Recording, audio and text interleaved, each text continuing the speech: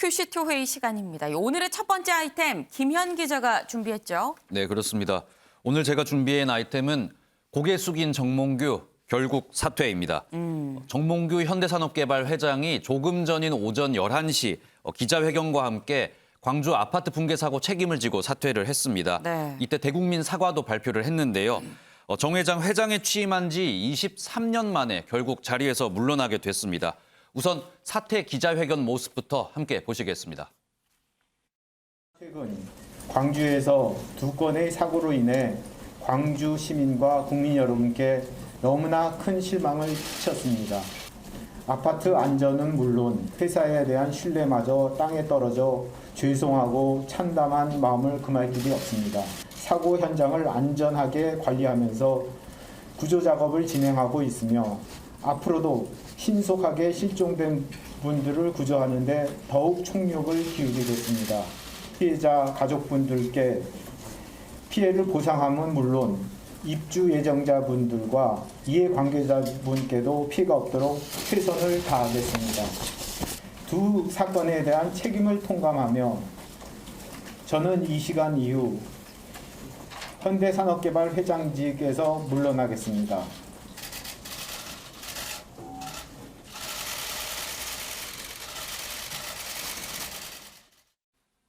네, 정 회장 기자회견 내내 저렇게 고개를 숙이고 저렇게 허리를 깊이 숙여서 사죄하는 모습을 보이기도 했습니다. 네. 우선 일단 실종자 수색에 총력을 기울이겠다고 약속을 했고요. 이 아파트에 원래 들어오려고 했던 입주 예정자 그리고 이 아파트 건설과 관계돼 있는 이해관계자들에게는 피해가 없도록 자기가 회장 차원에서 이거 문제에 맞는 책임을 지겠다 이렇게 이야기를 했는데요. 네. 그리고 이 지금 문제가 되고 있는 이 해당 아파트에 대해서는 완전히 철거를 해서 재시공까지 하겠다 이런 것도 검토를 하고 있다고 답하기도 했습니다. 네, 정몽규 회장 결국 물러났습니다.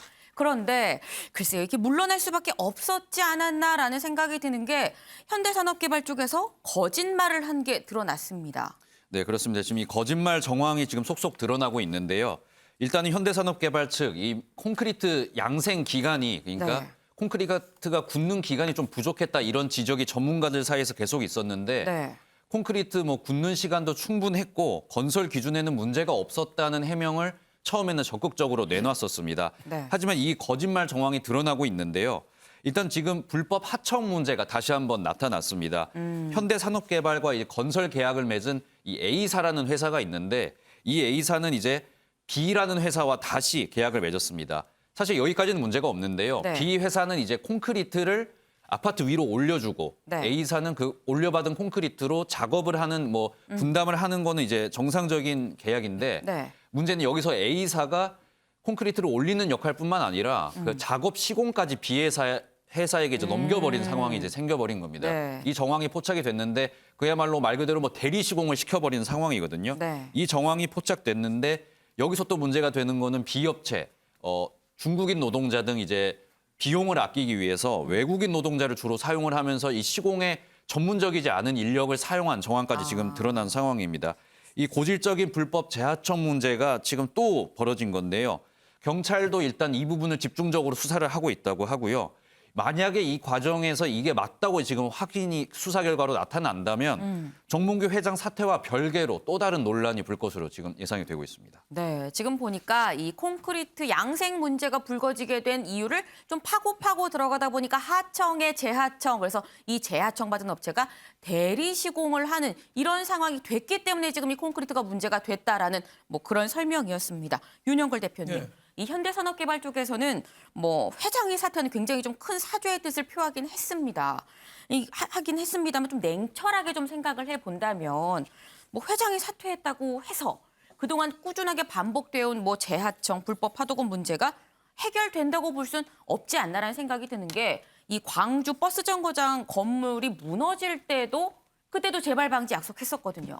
네, 그때하고 달라진 게 하나도 없죠. 네. 저 회장이 물러난다고 사과를 했는데 회장 물러난 거는 아무 의미가 없습니다. 대주주거든요. 경영 똑같이 하는 거예요. 그냥 책임만 면하는 거죠. 저런 사과가 사과로 볼 수 있을까요? 사과는요, 세 가지 조건이 있어야 되거든요. 신속성. 네. 11일 날 사고가 났으면 12일 날 사과했어야 돼요. 오늘은 뭐 하냐면은 광주 현장에 가서 작업복 입고 방석 모자 쓰고 작업 모자 쓰고 중간 보고를 해야 돼요. 중간에 수습하는데 이 정도 진행이 됐는데 앞으로 이런 점이 부족하니까 더 하겠다. 작업복 입고 안전모자 쓰고 그거 해야 되는데 지금 넥타이 차고 저렇게 나무일처럼 하잖아요. 저거는 굉장히 저는 비판을 하지 않을 수가 없습니다. 신속성, 진정성.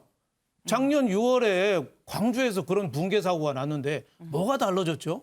하나도 달라진 게 없어요. 지금도 열심히 하겠다, 안 하겠다 하는데 지금은 단순한 실수가 아니고 실수는 얼마든지 사람 사는 데 있을 수 있는 건데 이거는 불법이에요. 네. 우리가 의사들이 대리수술, 사무장이 대리수술할 때 분노하잖아요. 그렇죠. 하청한데 제대로 된 업체가 아니라 다른 철거업체가 이 시공을 하고 그랬는데 여기에 대해서 어떻게 제대로 된 사과가 없냔 말이죠. 그리고 재발 방지 하나도 저는 나온 게 없다고 봐요. 저 정몽규 회장이 아버지가 이제 포니정이라고 하는 정세영 씨, 그 현대 자동차에서 큰 일을 했어요. 네. 그 큰아버지가 정주영 회장이죠. 그 큰아버지나 아버지 같았으면은 아마 현장에 달려가서 지휘했을 건데 참 아쉽기 짝이 없다. 그래서 저는 볼테르 프랑스 철학자 볼테르 말이 생각납니다. 네. 역사가 반복되는 게 아니라 사람의 실수가 반복된다. 현대 산업 개발은 철저한 자기 방성하고 저 구조에 만전을 기하고 수습해야 되고 또 광주에서 저 두 번째 사건이 났기 때문에 광주 지역사회에 대한 어떻게 저 미안한 마음을 봉사할까 이것까지 대책을 빨리 내놔야 된다고 저는 생각합니다. 네. 예, 지금 굉장히 쓴소리를 해주셨습니다. 지금 뭐 회장이 사퇴하는 게 중요한 게 아니라 어떻게 재발을 방지할 것이고 이번 사태를 수습할 건지 좀 실천으로 보여주는 게 필요하다라는 말씀을 주셨는데요. 그 수색 상황으로 좀 돌아가 보겠습니다. 김현 기자, 수색 진전 있습니까? 네, 일단은 결과부터 말씀을 드리면 실종자 아직까지 나오지 않고 있습니다. 네. 지금 사고가 일어난 지 일주일이 지난 상황인데 수색 작업 계속 진행이 되고 있고요. 어제는 지하 1층과 이제 지상을 중심으로 수색이 진행됐는데 안타깝게도 별다른 성과가 지금 나오지 않은 상황입니다. 그래서 오늘부터는 이제 고층부 수색에 지금 집중을 하고 있는 상황이고요. 그리고 가장 중요한 이 크레인 해체, 저 보시는 저 크레인인데 크레인이 지금 건물에 이렇게 기대져 있는 상태거든요, 거의. 그래서 눈발도 날리네요, 영상 네, 보니까. 그렇습니다. 네, 크레인이 이제 해체가 되어야 그때부터 이제 본격적인 수색이 가능한 상황인데 제가 현장에 지금 광주에 있는 기자들한테 물어보니까 네. 정말로 지금도 아직도 고층에서는 잔해들이 계속 떨어지고 있는 상황이라고 아이고. 하더라고요. 그래서 지금 굉장히 좀 보기보다는 위험한 상황이고 네. 그래서 보기에도 이제 위험해 보여요. 네, 그렇습니다. 뭐 한때는 이스라엘 특수부대를 데려온다 뭐 이런 얘기까지 있었는데 네. 뭐 수색 당국 그거는 이제 부인을 했고요.